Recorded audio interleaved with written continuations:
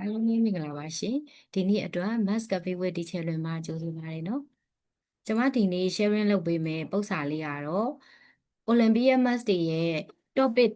ပုံစံတစ်ခုဖြစ်တဲ့ number theory ခေါင်းစဉ်အောက်ကနေပြီးတော့ကဏ္ဍလေးတွေကိုပေါင်းစုံမြောက်စာ operation လုပ်တဲ့ပုံစံလေးကို sharing လုပ်ပေးချင်တာဖြစ်ပါတယ်ဒါလေးကတော့ကဏ္ဍတွေကို number theory ခေါင်းစဉ်အောက်မှာဝင်လို့ဒါ number တွေကို operation လုပ်တဲ့ပုံစံတစ်ခုဖြစ်ပါတယ်ရှင်ပထမအဆုံးပေးချက်မှာ3နဲ့5ဒါလေးက cross circle လို့ယူဆိုင်လေရပါတယ်3နဲ့5မှာသူ့ရဲ့ pattern ကိုကြည့်လိုက်တဲ့အခါ3 5ဆိုရင်3ရစပြီးတော့ number 5လုံး plus တာဖြစ်ပါတယ်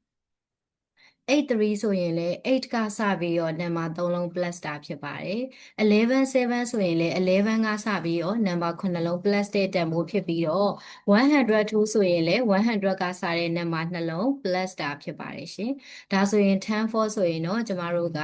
10 11 12 13 plus တဲ့တန်ဖိုးဖြစ်ပါတယ်ဆိုတဲ့အခါကျ4ခုကို plus လိုက်မယ်ဆိုရင်646ပါဒါဆိုရင်ပေးထားတဲ့ answer 4ခုတွေမှာ46မှာပါတာဖြစ်တဲ့အတွက်ဒီတစ်ပုဒ်ရဲ့အဖြေလေးကတော့ none of the above ဖြစ်ပါတယ်ရှင်ကျေးဇူးတင်ပါတယ်